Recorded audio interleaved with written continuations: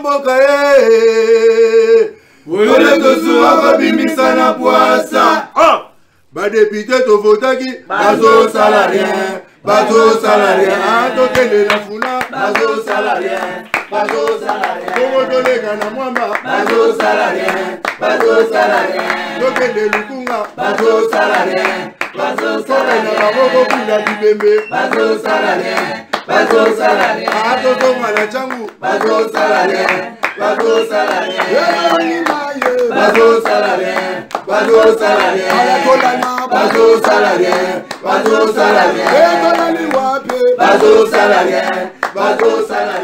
Depuis la semaine et l'amour, le 31 juillet 2023, Toussoua Paul, votre humble serviteur, Nazanabino, Potobeta Biloko, dans le Seigneur, Tobeta Biloko, na o Italie Congo, surtout les Kanetandoïke, presque chaque jour, et ça, tout justement pour nous servir la population. Dans la émission, nous tournons sur le secteur Yozali, au Komema, Libanga pour nous retourner Congo. Congo Yabiso, toujours c'est la Kaba Kondi. Président de la République qui était dans le gouvernement, mais Congolais, union sur na quoi Oyozali. Na union sur yo salara. Tu peux se construire. Congo Oyoko qui n'est grâce à ta makantina yo. À tous à l'ambongoté. Mais en plus yo komema et ko changer pe Congo na dimension biso nyonso tozo zela Congo ezala malamu bien que bakonza mboka bazo bunda makasi pour que Congo ezala malamu. Lelo na yambi mama Chantal. Toujours belani makamunini et enfin balobaki moi mingi dollar ekiti. Dollar ezaki na 24, 25, 26. Aujourd'hui, bisika muso va changer dollar na 21.5, bisika muso sur 22.5. Donc zoya ti toko masimeno dollar ekozonga na 16. Na mituna ki mutuna yo mingi na baki presse penge. Le vendredi avant milulu na bango ya terrain ya Bouddha na Njili. Na tuna ki mutuna pona weba presse penge pourquoi bosali eloko yo kana veille ya francophonie. Réponse à presse penge pona batu botala ki biso boyokaki. Maman Chantal Fazongo parce que milulu ngo apparemment ndenge to bando raisonner engouement ya batu kozala. Eza pena zéro.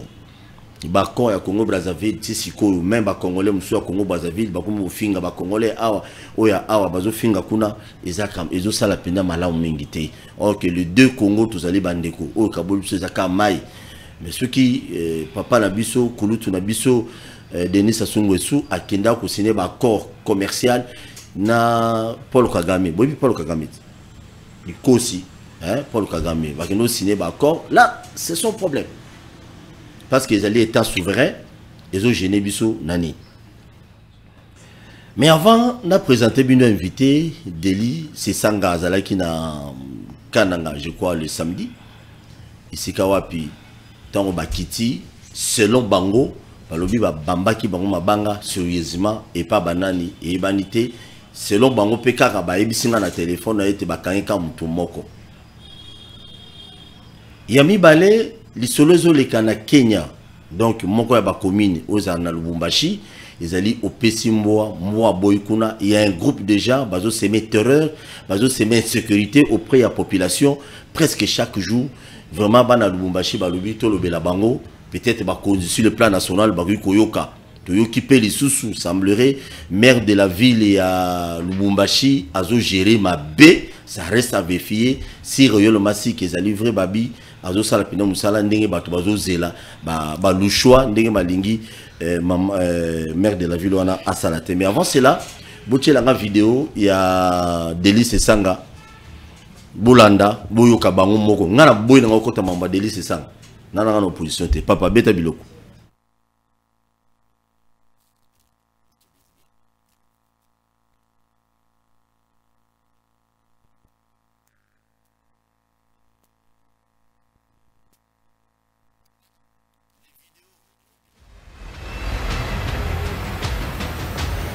Ce matin, il y a eu une vive tension sur la ville pour empêcher effectivement le rassemblement de nos partisans.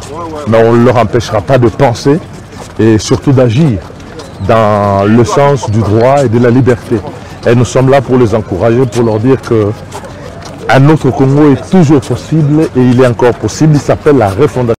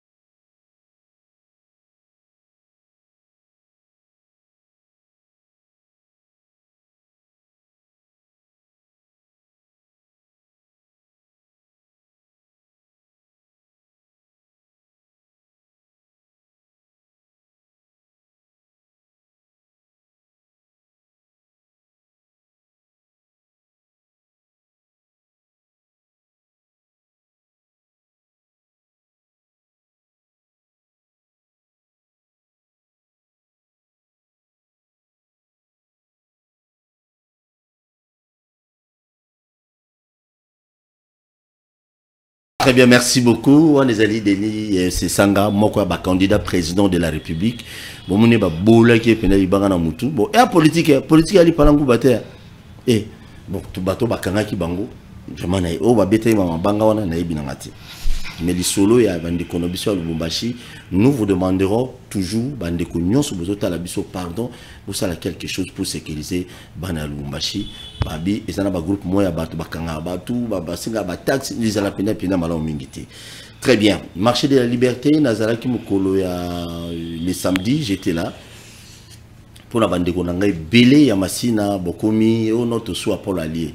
Te na kenda qui marché de la liberté de bomondi ba image wana. Parce que bato baye lelo balobi na biso ete non marché de la liberté bato bando gérer kala basala ki mabe. Mais constant na sali tant on a commis aw. C'est incroyable. Mes chers frères. N'habite so bako l'accent bandaku mususu ozawana.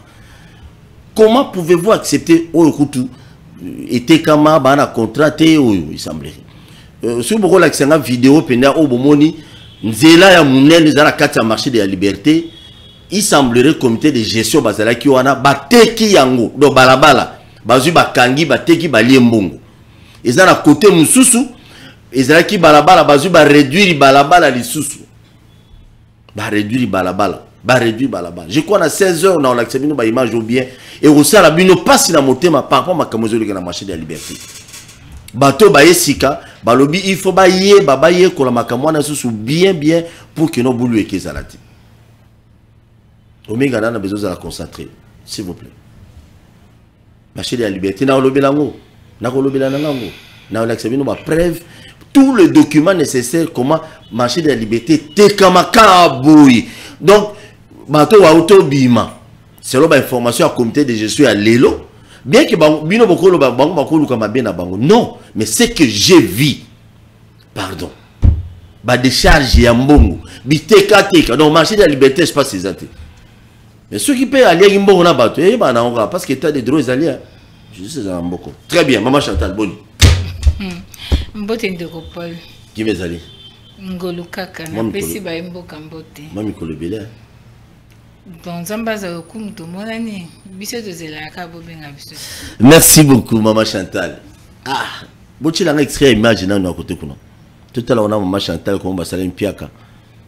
C'est là force de progrès bayaki non la police yaki ah la muka vient dans faulu ndi maka cop et pas muko antomolo sur le sila na ngoka et puis bon avancer na bien maman Chantal mutuna na ya liboso dollar lelo ekiti ba congolais to kwa na stade bayembi dollar ekita dollar ekita al pouf ba konzi ba okili population ba la mort va nous représenter biso na stade dollar ekiti. Et Sengo, tu es Sengoté. Zala vraiment gentil, maman Chantal. Merci de Paul. C'est la gentillité parce que la gentillesse c'est déjà une qualité de Nzamba Sanga. Donc, étant gentil, c'est comme si réflexion à biso, tout ça, on doit réfléchir. Parce que pour être gentil, c'est long, il faut dire Fachi Béton. Non. Tu vois, nous, Tolobi. Ouais, Nangina le baboy. Donc, Paul, le moni, ma solo à dollar, et ça, ma solo très technique. Il faut tout éviter comme makango nandenge ya ba buzz nandenge ya kusakana parce que dollarisation mboka et ça la de sorte que nous se influencer na vie à peuple surtout na vie sociale surtout aux hommes na ba denrée première nécessité donc tellement ba dollar ils ont mbosakana ngoti et dollar ko kitalango to ko matanango et ça aspect technique et on a besoin des gens au ba yebi penza masolo wana bien pour que bayeba ko fandi sa dollar na stabilité. Il y a les personnes qui rappellent que mona ki tango bande ko nso bande ki bokonzi bazena banzemba taux d'échange réserve d'échange ata yo na plateau no mama Chantal réserve d'échange mati budget à l'état d'ailleurs te comme ma biso place msu te toza noka wana peuple à comprendre réserve d'échange mati musala réserve d'échange ezaka ko amortir chaque dollar ce qui réserve d'échange mati ki ndenge ni dollar ezali ko se stabiliser kakate au moni qui a un problème des deux sans la production interne parce que tant que production na biso ezali ko uta kaka na secteur minier et que les lots cause plus-value parce que bah produit na biso mingi sur l'échiquier international to eza likolo et que maman ba plus-value, mais cela n'empêche pas assez que tout ça là une production locale. Qu'est-ce que nous avons produit? To diversifier l'économie. Tout ce quelqu'un dans le secteur wanamoko. Maintenant aujourd'hui, que quelqu'un vienne vous dire que le dollar est quitté ou quitatine à 10, permettez-moi de dire tout le monde veut qu'il y ait quitta parce qu'on doit bien vivre. Oui, oui. Mais il y a un problème. Pour le dollar et quitta, il y a une question de foité. Il y a une question de technicité. Il y a une loi offre et une demande. Pour le dollar et quitta, il y a une production interne. Qu'est-ce que nous avons produit?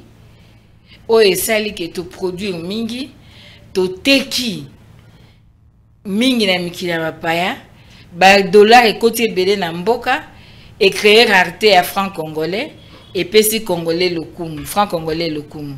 Exact. On n'a pas produit. Donc, même au dollar, on a des kindi. Tant que, aux Unis, nous le loto à banque, tu peux s'engager, surtout à banque, les a combien? Parce que les références, c'est à la banque centrale. Tu la banque centrale, ils a combien? Parce que la cité, ce sont des spéculations. Ils ont la place au monde à 22 500, place sous 21 500, place sous 22 000. Côté sous 23. Vous comprendre comment tu as le dollar équité?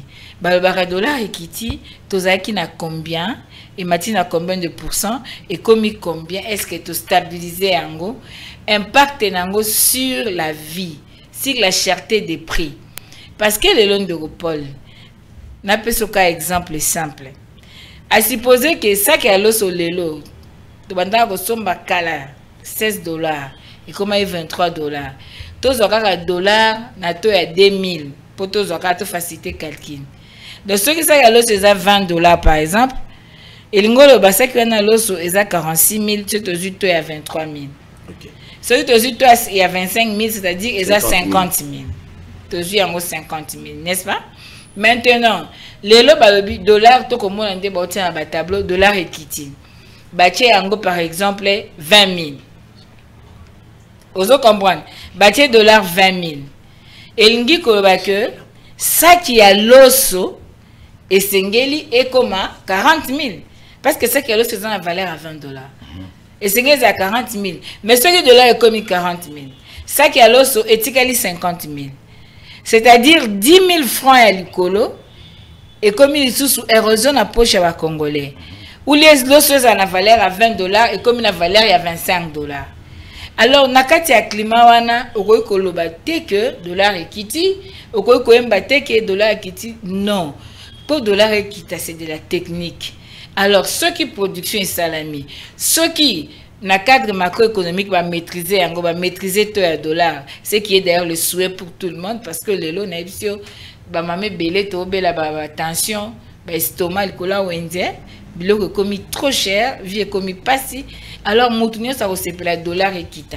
Maintenant il faudrait ce qui est quitté réellement, ce qui te à banque est tel ce qui est dollar et quitté et que senga nini et que senga ba mesure d'encadrement surtout dans le secteur à ministère à l'économie par rapport à la structure de prix pour que ba prix il y a ba denrée à première nécessité et correspondre l'indexation nango na dollar.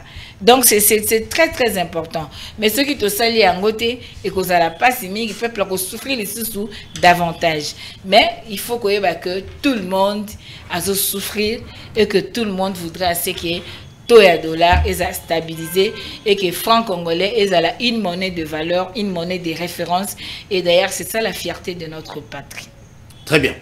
Merci beaucoup. Na banzete ba kinois na ba kinoise mutu s'est retrouvé dans des na palais. Tant toujours ba dollar qui il y a beaucoup de gens, ils en a battu belé mutu réfléchir dans des na est-ce que c'est à solo, c'est à soloté. Moi ce matin, on a changé un bon na 21 500 ce matin moi. On a changé place mon sous, peut mettre dans ndako na ngai na 22 500 ce matin même. Avant Abima on a bimi na commune côté à ville 21 côté à Sosimat 21 500. Bon, espérons bien biloko opé et kozala pe quand même mutuya mingi bakonzi bo s'impliquer pour que dollar ngozala pe normal parce que ndé tozali a on a Kinshasa pour na bato wana lingwa la commune à Kinshasa barumbu tout ça mutu ntana tona est-ce qu'on a tout est-ce que mutu na province a changé mbongo na toni tokena maluku kaka kota mobondo ba changer na toni ba changer na to mobondo to ya to ya mituna to tuna okena kwa muntu ba ya kana bateki ba changer na toni donc ba konzi stabilité peut quand même ya to ya dollar. Est-ce que maman Chantal y a-t-il moyen na politique ya mboka tokika tokolongola dollar te tout tika na franc congolais? Non, au fait c'est possible bien c'est pas tozali na période de mondialisation, hein, beaucoup de bika subi no côté parce que il y a des dépendances et à l'économique et à la secteur et à la vie nationale et au senga tous à la banque centrale pour la banque centrale des autorités monétaires. C'est par exemple tous ça est la franc congolais. Ce que lingo qui na mikida ba pa OK ko luka devise na banque. Na ba pays normal na ba pays organisé. Au moins dans la même bande de Konabiso, en Suisse, à plutôt dans la France suisse, ce qu'on a déplacé, et bien comme place, ok, na banque, a eu équivalent à la France na au azanango na mbongo ya mboka o esika ya komi. C'est ce qui est très important. Et ça, le Cambo na loba qui a parce que aujourd'hui au monde l'État est moko azo fixé ba to ya bilo qu'on est en dollars. Tant que foot à Vignès, au foot on a combien? Ils ont dollars. Bango ba otiango ba franc fiscal, mais en réalité ils ont même ton dollar. Ozomona mobulu utako bima dernièrement na UPN pour na nini ba minerval ba qui fout à la banque ba exiger bango na taux 10 jours. C'est ça le problème. Pendant que pour que biso to valoriser mboka na biso, il faudrait d'abord tout ce qui sort dans le secteur, il y a administration publique, il y a l'État, il y a ni union en francs congolais. Ba taxe il y a l'État ma camion en francs congolais et puis ezala penza facilité à ko foutre yango en francs congolais. C'est-à-dire biso moko to ça nan kimbongo na biso ezala mbongo lokumu. C'est ça un problème. Et aussi au-delà de mbongo lokumu déjà tout ça na ba 100 francs à la société 200 francs comme on a rare ba 50 francs. Yango na biso eza technicité, il faut technicité parce que tant na biso net ici ko to za na ba mipa mususu bazana mboka ba uti mikita libanda ba koza na ba devise tant bazo ya ba devise na bango ba changer et ça là qui na terrain devise est comme belé franc est comme mona na té et ko créer que dollar et ça nini et quitte même parce que ba bise qui est rare et cher donc ce qui franc est comme rare et comme to ya franc et kozala moi likolo par rapport ya dollar et kozala moi dépréciation maintenant ezali dit par exemple na batu baye ba dollar et bimi belé en circulation qui dit mbongo mais ça c'est une solution c'est disons un passage éphémère. Vous comprenez, ils ont un moukier. Donc, ils ont un moukier. Donc, le problème, dollar ekiti muke boyeza pour la francophonie je n'ai pas dit pour la francophonie non parce que hypothèse n'a pas hypothèse belé c'est-à-dire même l'état il moko ko ça la planche à billets vous comprenez n'a pas que hypothèse belé mais le problème ezali tant na le bano loi offre na demande tant ceux qui va injecter dollar et belé na marché dollar et kozala et belé et ça sous cherté franc congolais comme rare à cause de mon appréciation. Ceux qui payent franc congolais belé dans le marché, dollar est comme rare. Et que ça, que franc congolais perdre les sous-valeurs davantage. Il y a un autre qui vivre micolo. Mais il y a un moni na katia économie et ça basenga cause na réserve de change. Réserve de change et ça le col amortisseur. Et ça les nini ba importateur bato ba bendara biloko na bamboka ba paye. Tango ba kindara ba sali ba licence d'importation na bango na ba banque tout ça pour ba importer ba biloko bazan a besoin ba devise. Alors l'État ce qui a monique pour à pénaliser ba importateur na yewana te ngo atia ba réserve wana pona ko pallier na kao ba devise zamuke a pallier nango pour basa l'importation et permettre mboke tambola malamu rupture ezalate. Vous comprenez? Yango wana tunabisa que ba lobaki na biso que ba nani réserve d'échange est mati. Mais comment ce qui réserve d'échange est mati, tozo subir la dépréciation, il y a biso boy. Tozo eza problème boy. Donc yango tolobi que lelo ndenge ezali, il se pourrait aussi que avec bato bazana mboka, ba dollar ebimi ebele et inondé marché et ça li que lelo le quoi dollar et bimi belé.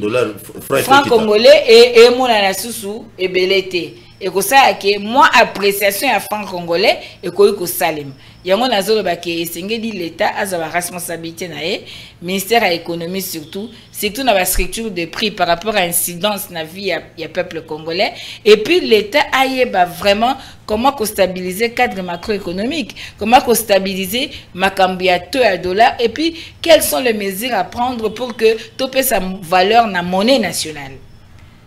Merci. Toyoki li solo tant maman Chantal Alobi li comme ministre économie na yoki li solo lobi que Daïda Mpiana mon AGB Mpiana il semblerait il y a des conseillers à finance dans le ministère de l'économie de Toyoki ça reste à vérifier mais sincères félicitations Daïda Mpiana oazali conseiller il y a conseiller plutôt il y a Vital Kamerhe na makambo tani musolo na ministère de l'économie si réellement si qu'est ça livré. S'il vous plaît. Bon, dans l'information en athée, je préfère commenter beaucoup ma source. Très bien, merci beaucoup, Maman Chantal Avato qui n'a pas de photo bêta biloko. Si les places sécuritaires à Kinshasa, il y a des communes périphériques, Tozui, Passa, Bibois, Mongafula, Lingwala, un peu partout. Bon, quelques communes, Batu Bélé, Bazoulé, la Lissolo, à Koulouna. Maman Chantal, bien que les mathématiques n'ont pas qu'est-ce qu'il faut faire? Parce que les alliés du solo, ou toujours appel.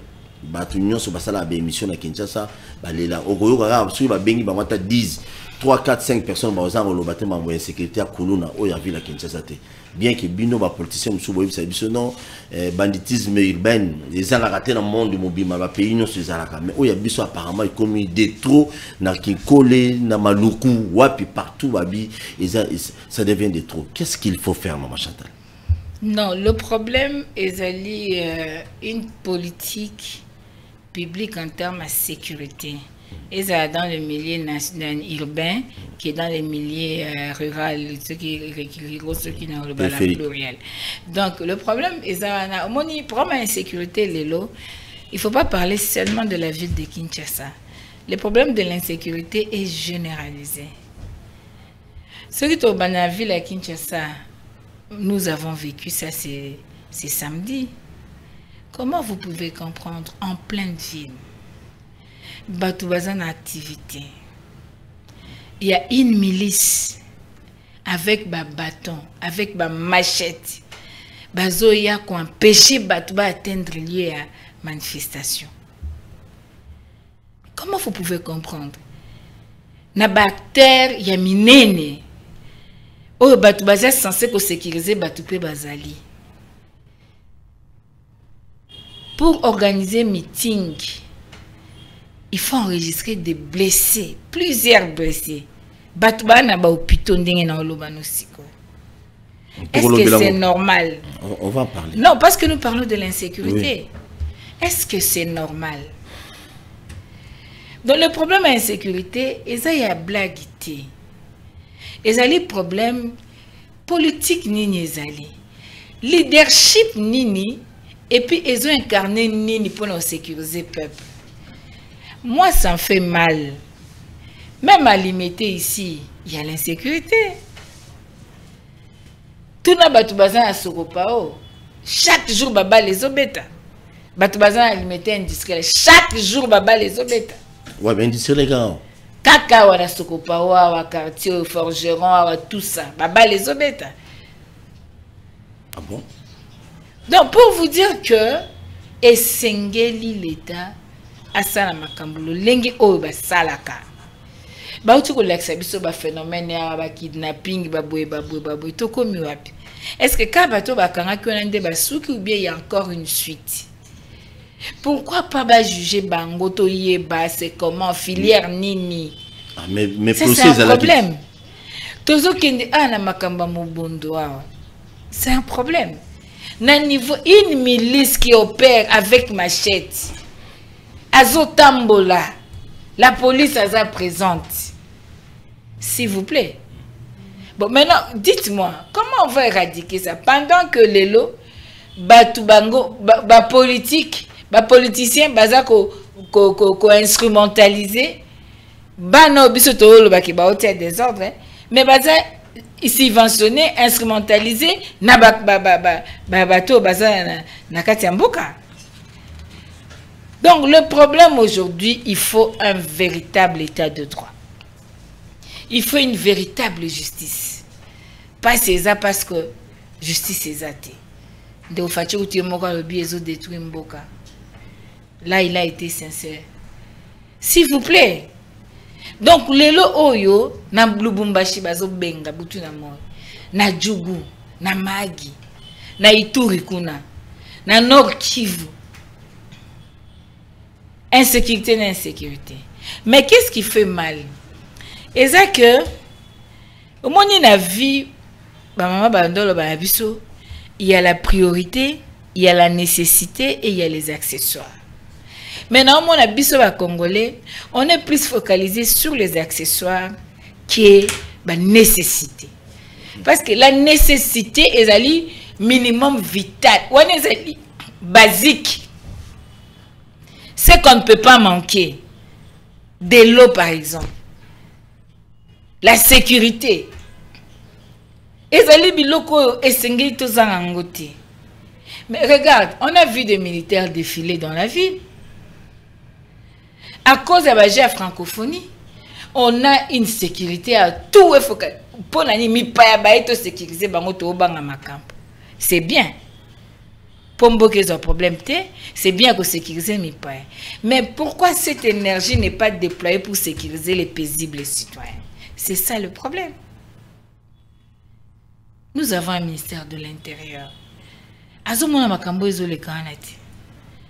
Un parlement. Pourquoi ils ont interpellé le ministère de l'Intérieur? Ministre de l'Intérieur, qu'est-ce qui se passe juste dans le pays? Vous êtes en insécurité totale. Menaces, agressions. Les samedis. Makile zotanga. Ozoma makile komu kotanga. Lokwa pinzoli ya misu. Batu bazoki. Jusque na kati ya terrain. Batu bazokota na ba bateau na ba machette. S'il vous plaît. Toko miwapi. Donc aujourd'hui. C'est une solution. Problème à la sécurité. Avant toko ma piste à solution. Parce que plus la solution, c'est-à-dire, le régime est s'avéré incapable de sécuriser le peuple. Et c'est un régime qui est mampanzi. Et c'est un to luka moto mususu au peuple la kopona na makanisimo susu a komema pona o luka ko sécuriser mboka. Oti ko lexa vidéo de Coste Sang. À Kinshasa, meeting ya Fayulu, milice ko beta, ko panza, ko empêcher batuba comme un allié. Nakananga, Aza député national, c'est son fief, non? Électoral d'ailleurs. Bien qu'il y ait un candidat président. Akendeboe, Libanga, Namutu. Vous trouvez ça normal? Et alors, il faut que les gens réfléchir. C'est-à-dire, est-ce qu'il y a un réseau qui est déjà mis en place pour empêcher les gens, il y a qu'exercer le droit démocratique au profit de qui? Est-ce que tu as pensé en go? Est-ce que c'est normal? Pourquoi on doit faire ça dans l'opposition? Est-ce que c'est fait à dessein? Bon, comment dans ces climats-là, on va favoriser à ce que nous ayons des élections crédibles? N'oublie jamais de s'abonner à la chaîne sur YouTube, partager les émissions, ce que c'est pelé nango na pesimbote na ba union so ikoza bota langa na bar, ikoza la bota langa na flat, ikoza zota langa na cabine ya esika bateka ba crédit, ikoza zota langa na zandu na commerce, on peut partout, mais moi je vous aime. Et moi ce pays, toi na mboka msute ya kolinga soki Congo te, mutu na mutu sa musala na yo na point oyo zali na zo répéter ngo ezala une bonne chose.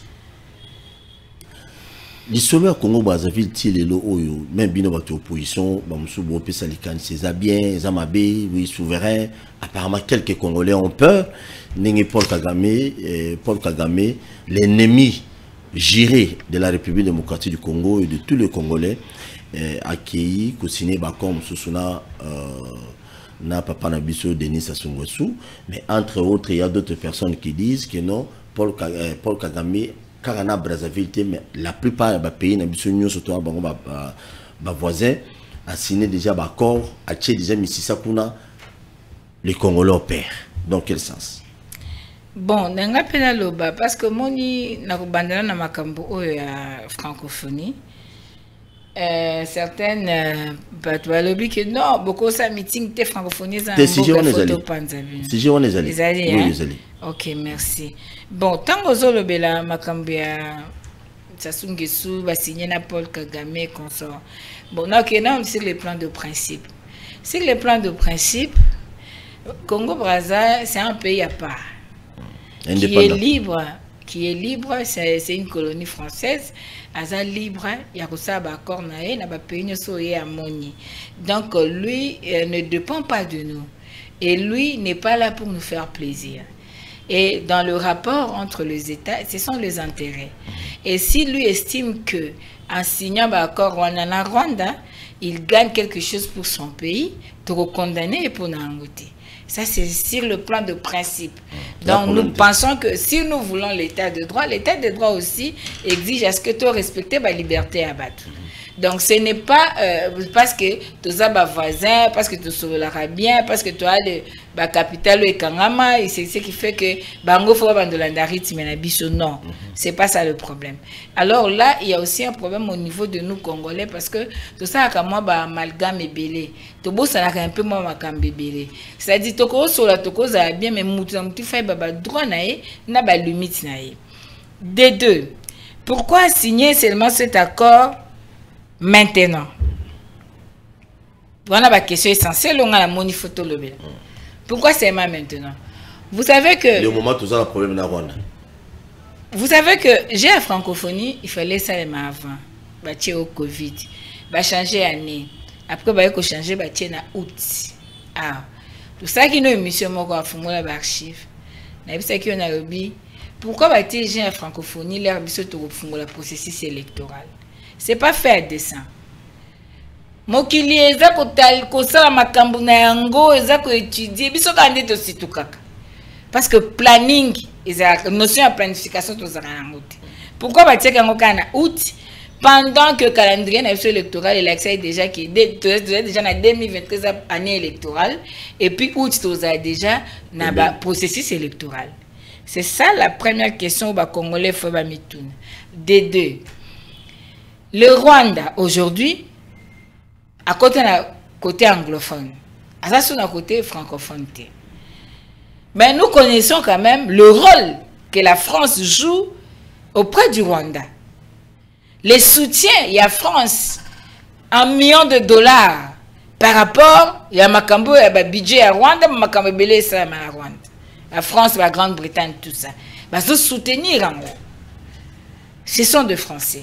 Et aujourd'hui, Sassou Nguesso comme président à Congo-Brazza, Congo qui est une colonie française, qui était une colonie française. Donc, c'est-à-dire, quand le père a soutenir, le père, quand j'ai dit là, la France, a soutenir Kagame, et que Sassou Nguesso, Azali, Moutou na bango, parce que Azali ex-colonie na bango, pétrole n'enge ba osala kune pa na bango, il y a intérêt que basala ke bango mibale bayokana parce que France azali ko lengela Rwanda boyebi bino moko masolo e betama ya makamba ya génocide babiloka 1994 ndenge nini Rwanda réussissa ko tia France lokola yende porte malheur na bango. Alors France a comme la dette wana ya koluka ko sala tout abondela un peu moins Kagame pour na intérêt géostratégique na surtout avec makamba pétrole na Mozambique et consort parce que ebi makamba pétrole wana France azak na makasi. Donc est-ce que ezakaka Congo Brazza c'est plus que ça ba accord ou bien na idée autolobie Macron France azana ba intérêt mususu na simana. Ce sont des grandes questions que les Congolais faut se poser le toko et na biloko accessoire.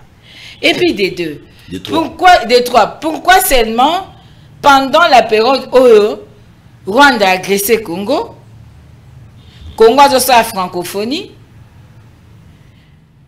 ba Congolais le quoi to linga jouissance et belé to continue biso ka na jouissance, côté occuper ba terrain, héros ba sali accord. accord PDG zalaki à 12 000 hectares. O esengelaki ba Rwandais baza pona ba cultiver baza ba agriculture, mais o ezali vers Maluku, frontière ya biso na Brazza.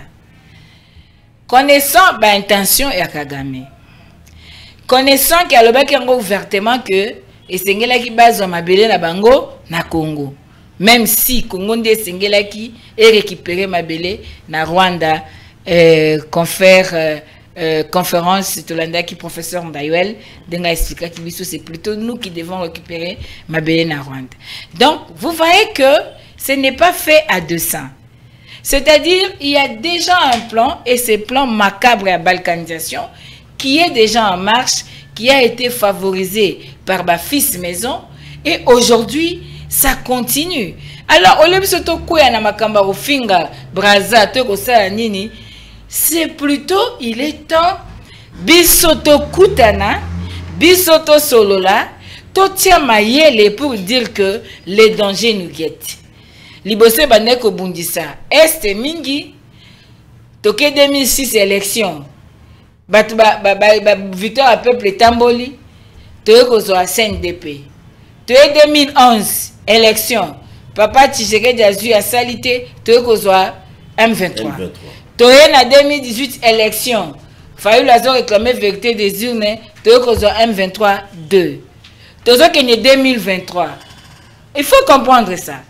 Il faut que 2023 et dans la naissance électorale 2023 il faut élection prévue d'après Makambina biso na 2023 déjà babandi conflit ekeyaka Maindombe kwa mutu osotala za géographie hein tozo kende côté wana nyoso OK RCA kuna déjà toyokaka ndenga nani ambassadeur asaka elect toki to moni ndenge Maindombe déjà Rita Bola asaka alerte toye tokomi kwa mutu teke yakoba mesana kofande komi problème lelo komi maluku mobondo ezali eloko biso siko. Qu'est-ce qu'il faut faire? Même la frontière de la Soudan babi c'est il faut réunir les intelligences.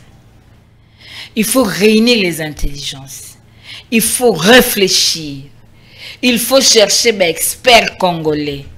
Il faut qu'on soit politique nini faire pour que Toyeba qu'on se comporte face à ces dangers-là. Parce que la balkanisation est allée vraiment à la porte. Et c'est pourquoi Zomona Bitumbo Tozolinga, Tobunde l'élection à Malamu, pour que Toboya, après l'élection, Oyo, va créer l'oko Mususu pour que va atteindre 10 milieu Oyo. Pour essa nini, comment Tolobi, Massisi ba angolé bangote, Ruchu ba angolé bangote, Komutu ba angolé bangote.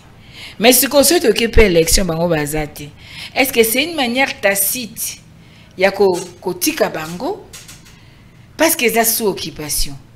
Pourquoi on ne doit pas que solo là, tout bunda pensa qu'il va libérer ma cambouana nyonso pour les droits du peuple à s'enrôler pour à voter. Et puis aux hommes espace wana c'est dans les 1 million et quelques d'électeurs.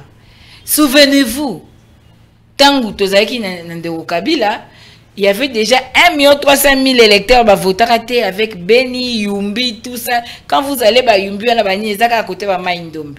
Lelo toke kwa mutu. Qu'est-ce qui se prépare? Moi, je pense qu'aujourd'hui, on a des professeurs de l'université. On a l'élite congolaise. Et sengi ko associé ba maele wana, ko fanda ko sola ko tala, il y a beaucoup d'ouvrages au ekomama nazaraki na passe na motema mais na sepela qui parce que ce sont de connaissances que autozozwa na tanga ki Holocauste yandeko Charles Onana na ebisio. C'est un ouvrage très riche. Est-ce que possibilité cause à la thé à l'État congolais par amour du Congo a récupéré Ango était comme partout ba kabole lango ba étudiants ba élèves ya ba finalistes ba na ba yeba les complots contre la RDC et zalolenge kani to comme une dimension nini parce qu'il y a même des officiels. Il y a Milibanda, il y a Kati, ba comment, ba loba, ba dénonça. Mais biso moko, tozali nanu, kokipe yango te tolingi kotanga te tolingi koyekola yango te tozotika yango boye est-ce que toko récupérer yango te l'état kokali kosola tana ndeko Charles Nana est-ce que kosela biso ma synthèse te atana ba brochure à mike to kabango partout congolais prendre connaissance ya histoire ya mboka na ye ya ba complot o eza contre mboka na ye na ebisio ça fait très mal. Donc aujourd'hui nous tokendoko koya na ba oh braza keso wana Kagame poani ndekolangai mwasi mobile congolaise kokoya na biloko wana te les complots eza munene likambo eza tellement sérieux que comme mango na ndenge wana te natalaki na TikTok na moni bato bakomo swana ba congolanga on n'a pas besoin de ça. L'ennemi veut diviser pour mieux régner. Et aujourd'hui j'ai aimé Ibrahim Traoré na conférence Russie-Afrique un que j'ai aimé. Il a parlé nos dirigeants africains les londres bazaboé bazali na bango kaka na misala pona bato ya libanda bako salaboé bazolanda te makambo ya mboka te parce que esengela kito ganga esengela kito loba esengela kito bunda pona Afrique yango on a besoin d'une génération consciente.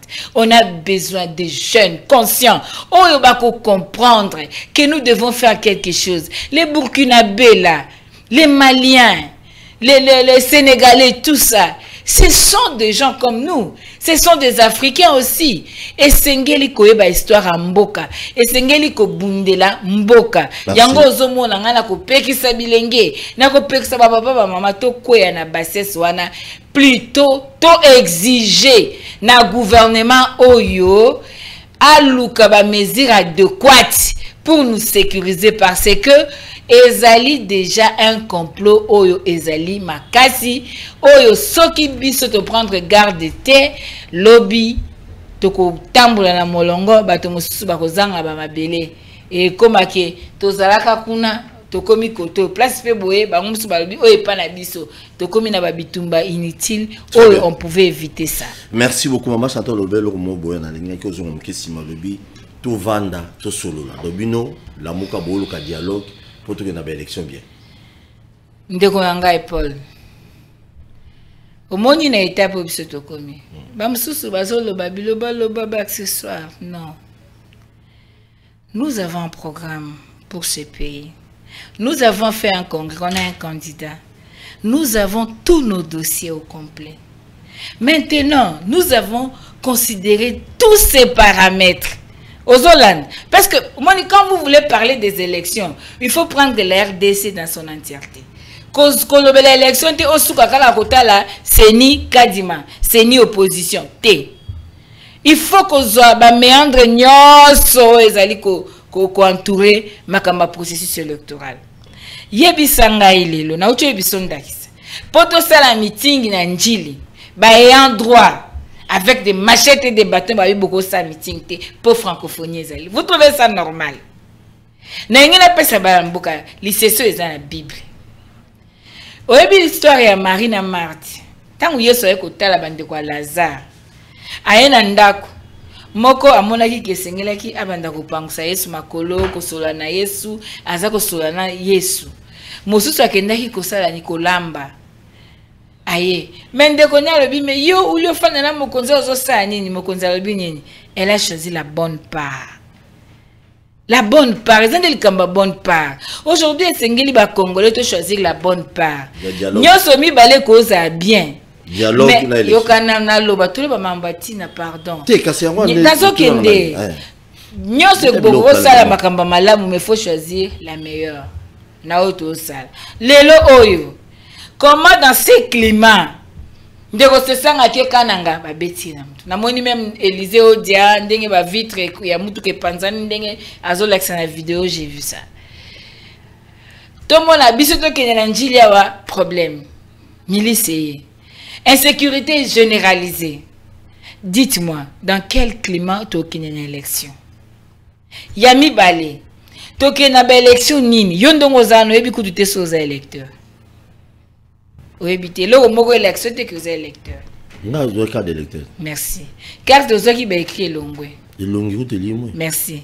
Oyoki carte ba écrit elongo za électeur te moboko lobi boy tant bo sisi ko enrôler bato et sengela ki batia ba liste ba afficher ba liste tango ba ya ba enrôler moto na moto akotala soki azala kati ya liste wana ba oyo bakozala te nyonso tout nde bakosala ni contentieux ya ba liste électorale avant ya kokina na loi répartition de siège to sali yango te etikali kosalema te donc oyebi kutu te soki kombo eza na fichier wana ya mibale teko politika blague toloba mambatina ya mibale ndeko kadi makutanaki na baye opposition yebisanga baye opposition nyonso yakutanaki na bango nani aza délégué na seni azate nzoka nde mobeko elobi esengeli 4 délégués ya seni ya opposition bazala na kati ya bureau wana toza délégué te ya misato esengeli ki tosa audit externe fichier électoral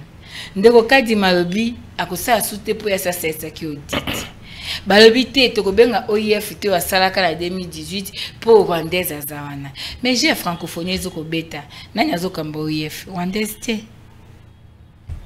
sikoyo okie kobenga bato yo osalaka na bango oboye bani baninga pe balobi te yo zande arbitre biso ba partie prenante ce qui yo lelo seigneur salaka eza pour confiance entre biso ezate to check yo wana pose la institution d'appui à la démocratie pour te se rassurer to lingi to fongola liboki oyo kangi to yeba nini eza na kati bongo to koba na kokende pona ni olinko fongola te oboyi ko fongola pona nini yango wana tozotala tango koboya ko fongola biso to lebi to ko déposer te esengeli to yeba eloko nini eza na kati le président il a pensé qu'il ndakisa te toza biso misatu ndenge toza awa appareil ebungi yo le biozwa kite yo le biozwa kite to lo bani to fuyete ba fuye bat nyoso yo lingi ba fuye te to lo bani parce que to mona ki ndenge nini véhicule accidenté et l'accès ki biloko aseni na kati to mona ki ba carte ndenge nini salema ki na maboko ya batu to mona ki ndenge nini batu bazaya ki ko enrôlement ndenge salema ki boza ba journaliste boza ki ba bilili ebele to zu ba rapport à société civile ya ba ambassade batu nyoso ba komi on a besoin de la transparence électorale alors comme il n'y a pas la transparence toko kene malamu te ce qui yo che moto makasi okay lobi na ngo toko zwa nini a toko zwa kimia tozanga kimia yango tolobi esengeli kosolola lisolo wana tolobaki yango depuis 2019 pona kobongsa le règle du jeu c'est-à-dire tokende élection tolingeza la inclusivité yoko kende élection ndengene pour kende élection ezali neti olingio betisa vite na imana eza compétition c'est-à-dire il faut la compétitivité mais yozo kende betisa vita ya kisasa contre vita ya Braza. Est-ce que ça famille moroté? Et ça famille moko compétitivité zate. Et alors, le coup de famille politique moko soko le besa élection ndengwana. Et ko benda kimia na mboka, et ko benda kimia na mboka te. Yango tolobi sans fichier électoral fiable, to ko ki na maponamité. Yango toyebi si bango tozana bosenga, to solo la to fixer règle DG parce que nandenga to komi lelo, on n'a plus intérêt to lukasu ba crise na Congo. On a intérêt lelo moto a gagné à Sali ou à Zangi, à Tikali na opposition, a commis porte-parole à l'opposition, et pays, to komi kobete masola développement, to komi kokende. Mais ceux qui le to kobanda kokende, kana illégitimité, en illégitimité, to lingi Congote. Merci beaucoup, mes sincères félicitations à la présidente de la République, Nandengi a s'impliqué dans ma camboyage à francophonie, qui toko makasi, mais boye ba été.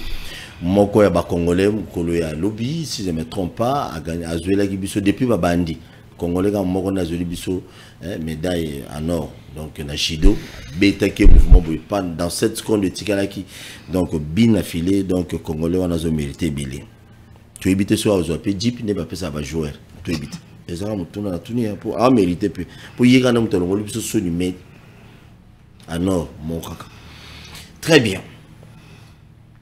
Francophonie, Lamouka. Sabotage, Toté. Martin Fayoulou. Et c'est comme on te soit pour la tenue Maman Chantal. Ils allaient sabotage, Toté. Ils allaient provocation, Toté. Ils allaient au Yinda samedi, au Yinda Maman Chantal, le moment où le régime permettre quand on parle, pour illustrer sur l'image, sans son, s'il vous plaît. Maman Chantal. Francophonie, milulu ya munene ba pays belé Afrique. Gens qui colonisés par les Français. Baluka, qui répond 3 fois. On a une année électorale, on a évité ce pour l'année politique. On a baluki yango biso tozui yango to organiser yango pour honneur image pe ya Congo kende yo lobi na biso eteno Italie biso te il faut to ça ka milulu ezaki provocation toté zala gentil maman Chantal loba na okata oté en même temps ba l'exception. Merci de Paul. Et c'est ngena on baimbo ka baibake francophonie azaka na rubrique ajoutée. Ba mission à francophonie ils allaient promouvoir la démocratie.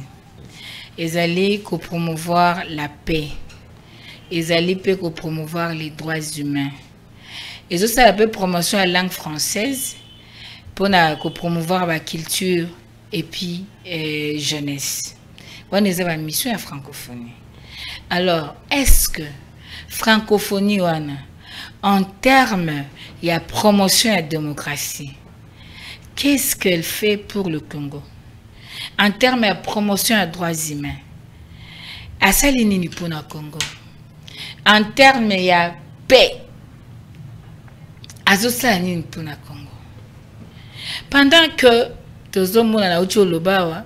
le rôle majeur de la France, tant que soutenir Paul Kagame. Est-ce que au Soyoka, France est condamnée ouvertement à l'agression congolaise et tangi Paul Kagame?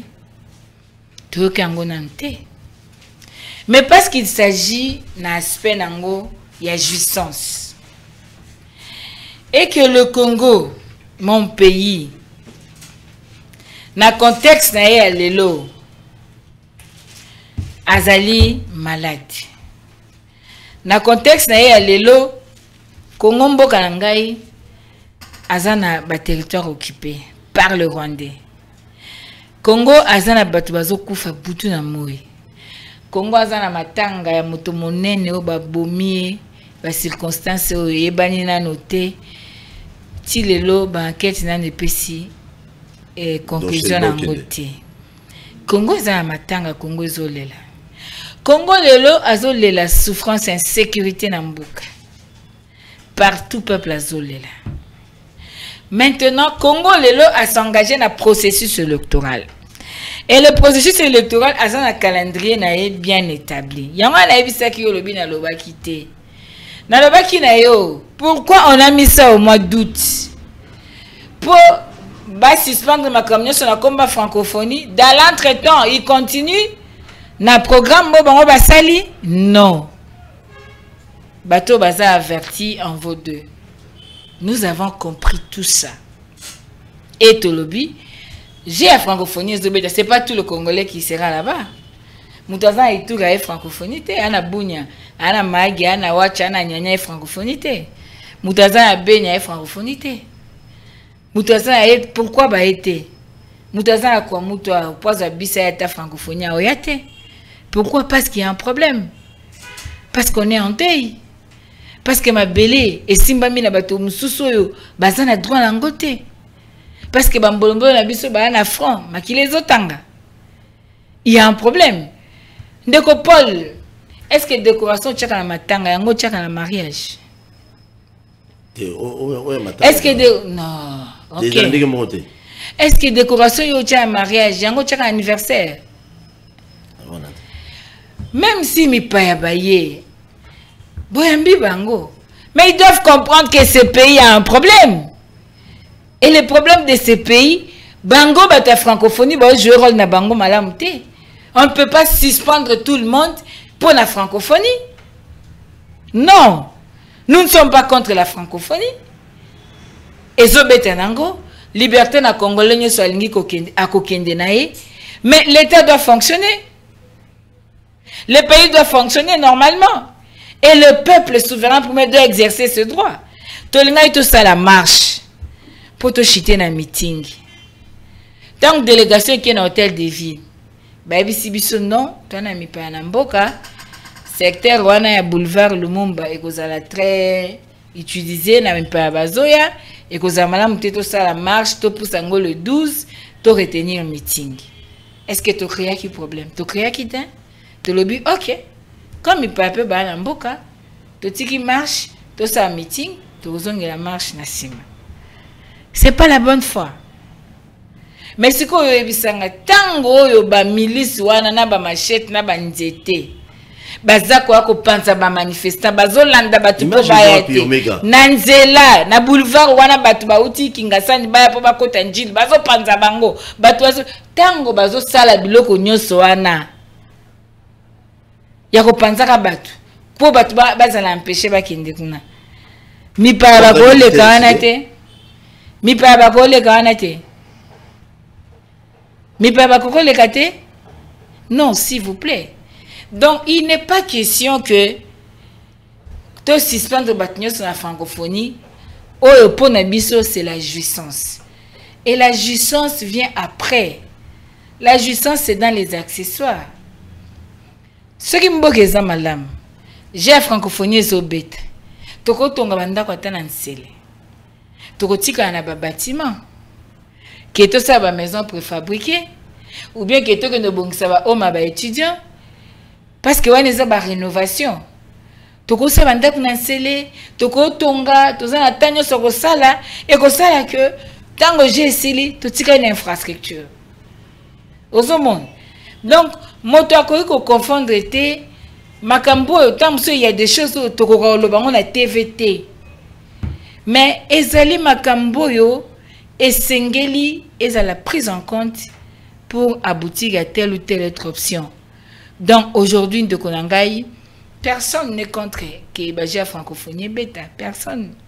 Donc, mais nous sommes parce que nous sommes sabotage à la francophonie, c'était ça provocation, affrontement à Binona Bandeko. Bah milice, bah bazolo, mais en réalité eux-mêmes savent le pourquoi. Il faut ça salaka nyoso batu bayate pour ba ke Fayulu ana batute. Ils ont peur il y a ko vivre légitimité à Fayulu. C'est ça la grande question. Mais zate ki boyfriend non s'il vous plaît. Mais tout le monde appelle à bamboka peke bangi ba jouer à francophonie mukonza mboka pa le bité na circonstance toza yango boti dango côté mususu to zombasi. Ezalati. Mais parce que tout le monde dit, via francophonie, il faut sauver le bilan. Non.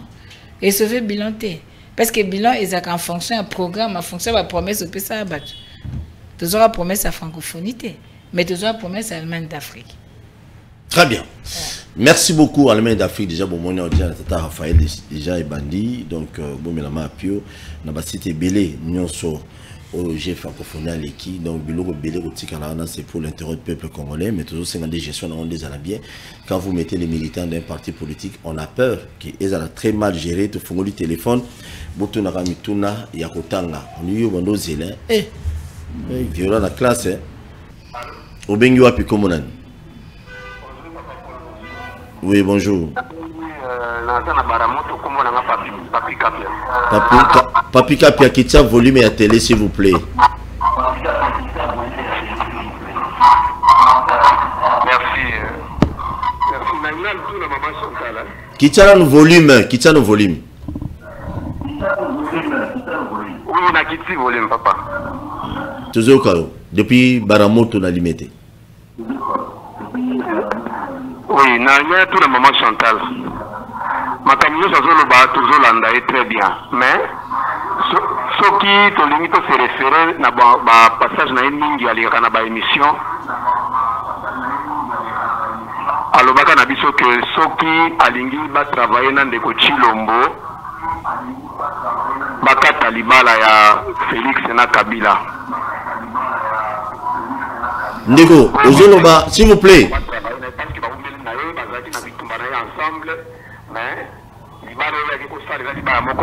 Parce que nous avons des images, tout ça n'a pas preuve, il y a des images, il y a des émissions à l'écart, il y a des mais tant qu'on a dit que à Kataki Libala, on a Kabila.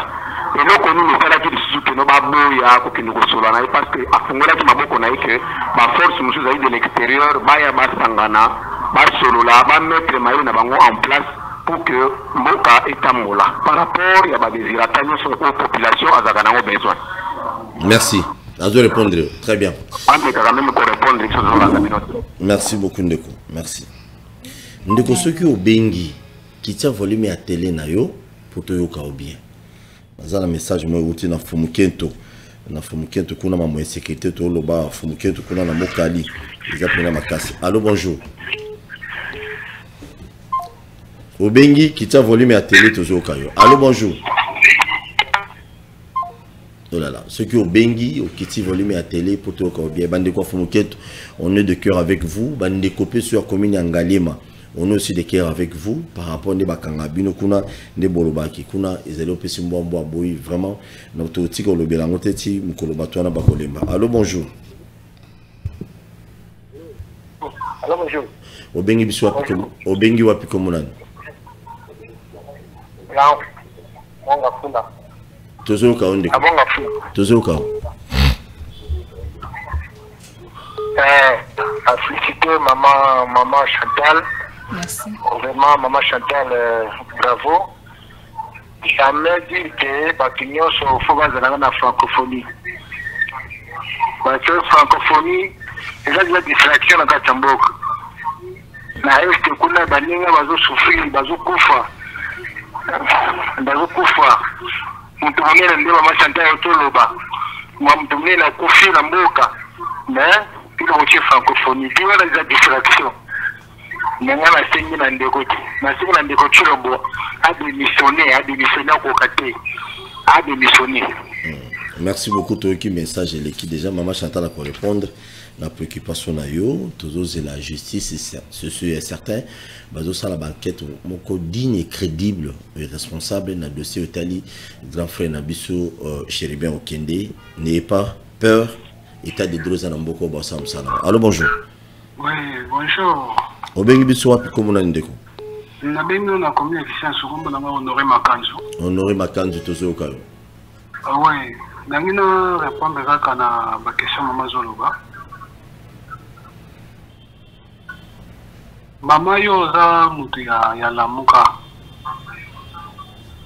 Toyebi yo très bien. Le lorsque tu as un problème à la carte Congo, trouble le monsieur doit aller dans où tu pas une bateau à la mouka. Parce que nos hommes moyens ont biso impopulation. Bozo ça la meeting, bozo ça la marche, bozo tozo ba itinéraire na ngote tozo ba pe importance na ngote. Bozo tia biso na mbuyima ya makasi. Quand vous faites un bino boya to travailler, vous boyaka. Si vous les lobino, vous bandez qu'on l'élection, tout ça l'élection. Vous commis sous ce kima élection. Vous pouvez savoir c'est la vérité. Vous n'avez pas ni la Congo. Vous êtes un patriote, un Congolais. Merci beaucoup. Mituna pena mutuya makasi. Merci. Merci beaucoup. On a honoré depuis Kisensu. On a pensé à quel obapé mbotement à Kisensu. On a pensé au mbotement toujours dans l'angaï. Très bien. Important c'est à ma marche na bino. Quand on la bino bino no moment mon combo travailler. Na ibdes akika. Je sais pas. Allô, bonjour. Allô. Oui, au bengi biso api komuna. Benga parti mon ngafula. Oui, toujours ka ndeko. Papa tu on a ngala babo. Allô. Toujours landa très bien ndeko. Au moni j'ai la francophonie et j'ai dispersion. Ma famille mon côté attaque au basé ko fêter fête ya fin de l'année de bonne année. Ce qui va dire matanga na tongo. Na ndimite kamba bonne année ba wala tongo ici. Ça c'est on a cause à transformer na matanga.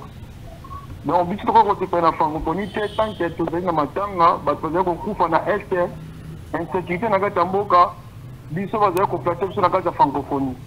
Il fallait ba collecter ba promesse ba pesa dit il fallait ba résoudre na bakambo ya mboka après na tima soki ba collecter ba promesse na ngonde to ngato fete fete ya francophonie biso nyos po moto aza na est kuna azali ko kufa lolengani ya ko chaka na francophonie donc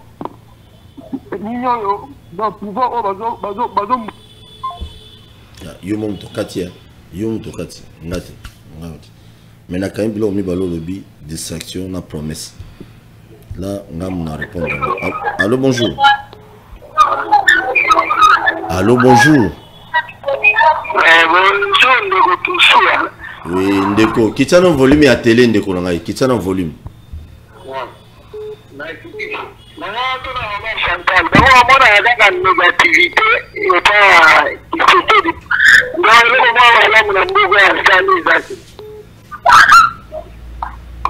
Merci à vous répondre. Très bien. Merci. Nous comptons la série Manzela, série Basso de Mouton, série Mambo Belé Belé, francophonie, papaye, papaye, roi belge. Ah non. Bino autoposition Bundi Marati. Allô bonjour. Dollar les logos 21. Allô bonjour. Allô bonjour. Oui, au Beng Biswap comment on dit quoi? Voilà, on a bien vu dans Manga Fula qui te va à Teka. Tozo Kao. On a tout le maman Chantal. C'est moi quoi. Par contre, tout le monde a besoin d'organiser la marche belé pour la constitution pour la élection. Et tout le monde a fait un colombo pour organiser marche pour la macabrisation à l'Est. Tout le monde a noté. Oh, bah, c'est le plan qui va bien tout ça la marche pour la Robina, la Bamouna, la Boka, la Bissou, la Paul Kagame, les Bakoti, la Rwandais, Belé, la Katamboka, la Bissou, Péni, la Zobo, la massacre, la Katamboka, la Bissou, tout le monde a noté. Mais quand la marche pour la bien à Bango, surtout sur ma élection, ma fête sera le pays. À Boyaka, au côté est participer à SAEK, Bobima, dans l'Assemblée, à Boyaka, Yango. Avant, il y a c'est la peuple. Comment c'est le bino, Bobimo, ça, Magambo, le bino, mais on a peuple. Merci. Azo répondre. À répondre à la Magambo. On va faire marche pour la Magambo, il y a est la bicho. Merci beaucoup. Ok. Tendance, c'est dans des appels parce qu'on a débordé, monsieur Moussazadi. Allô, bonjour. Allô, bonjour.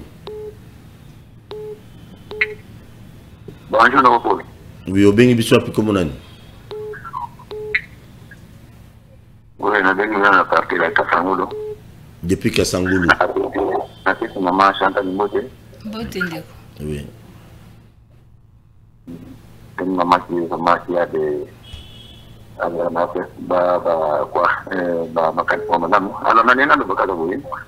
une secrétaire marina de la famille. La police m'a dit que vous voyez encadrer le Makamoko. Et ça, sabotage. Les Kouadens, il est fait à chaque pays où on a KO, dans l'époque de Mobutu. Alors, bâti la vidéo Kouana, dit que vous avez la mafa, combattre avec les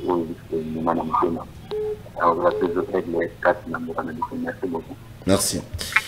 J'ai salibane à Kassangoulou, Nyonso Nazari invité par le député provincial Nabino Moko, mais Talakara, député invité.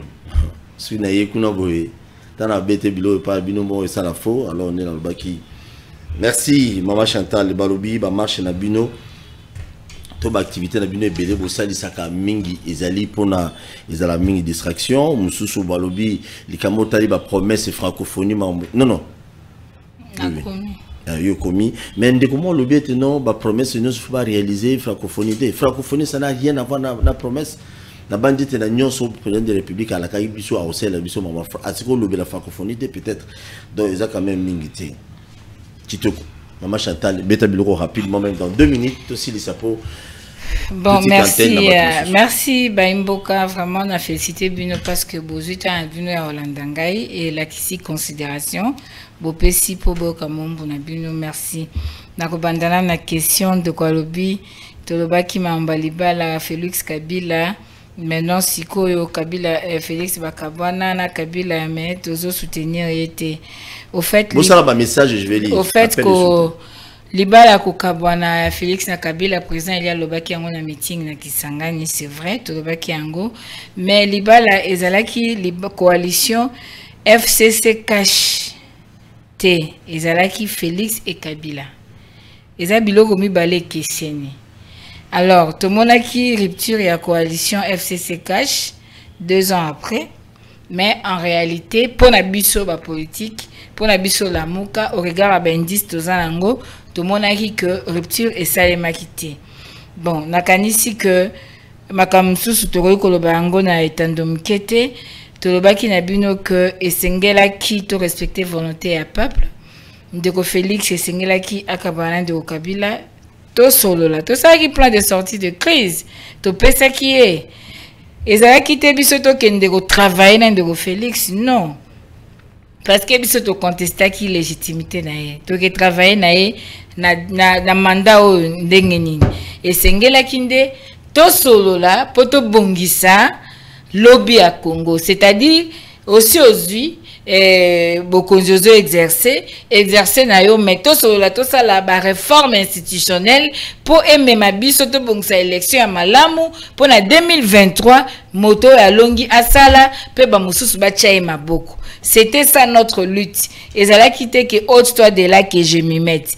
Yango moni tanga benga consultation biso to benga makité to ça qui na tina ko kende kunete parce que ça il y avait la coalition FCC cash et puis même consultation na et yambaki même bato M23 et yambaki même bato ya belé ndenge boyebi. Donc pour vous dire que ezaki o biso to ba quitté parce que nous on a été clair, tout ça clair, on avait proposé même le plan de sortie de crise. Donc bitumba biso tozo bunda ezate poto que nous travailler na ndeko Félix tozo mbongo to kanga monoko te tozo bunda bitumba pour le Congo ndeko alobi bo sala biloko ba intérêt na bino, non, si vous avez biloko ba intérêt na bino Maman Chantal aujourd'hui yoza ceux qui n'a postulé na ozwa na ba élection bien na ozwa parce que naza très aimé la population na biso. Mais na ki repostuler te po anini ceux qui n'a linga intérêt na ngana na ki ne postuler pour nazo ba $21,000. Mais toquete pourquoi? Tozo bunda un combat de génération. Seule la génération consciente à comprendre Ango. Comment vous trouvez normal que Mboka loko à Congo chaque fois peuple souffre kaboy? Est-ce que toko ko la rupture na moyibi ya maponomité? Toko kata mutolu ya moyibi ya maponomité? Est-ce que toko bunda te pour tozo ba élection ya malamu? Même pas à 100%, même à 90% que peuple a la respecter. C'est ça notre lutte, c'est restaurer la souveraineté du peuple. Et c'est ça la vision que nous avons. Donc, tozo bundela intérêt na bisoté. Toza la combat o toza ko bundela. Ndeko nangai alobi na ebakate loko moko bien fatia sala ate. Non, fatia za ndeko na bisoto bundaki na ye depuis na opposition, rassemblement et consort. Tozali contre personne ndeko fachi te, tozali contre gestion ndeko fachi. Et quand ça ne va pas mal, parce que la bilan to le pouvoir dans le régime n'andengeni. Autant l'accès à l'électricité, accès aux soins de santé de qualité, accès à l'éducation de qualité, aux autres l'emploi des certains eau potable, en énergie électrique. Tout ça, leadership et nos relations avec le voisin, la sécurité, l'intégrité du territoire. C'est sur base de ça, des permettre de la gestion, la gestion de Kofachi. Mais tu as un problème personnel de Kofachi. Na uti ko féliciter, na auto féliciter na bin de Kofachi, félicitations à sincère, sincère pas ici biso pensa que justice est emblaté. Et puis il y a solo est emblaté. Na félicité. Est-ce que la félicité était de quoi lobby ba nan to sala marche pour na STT ah ndeko peut-être que zaki libanda ata libanda mboka YouTube ezali internet eza batu balanda ba information za suneti kalate la personne oyo a tellement à ça la marche contre la balkanisation et si des coups fait la d'avant kala la coups fait la défense au paluku na ba marche moto a pointé Kagame du non agresseur à Congo avant même gouvernement ou bien politicien mon côté à pointer du doigt le quoi président élu Martin Fayulu.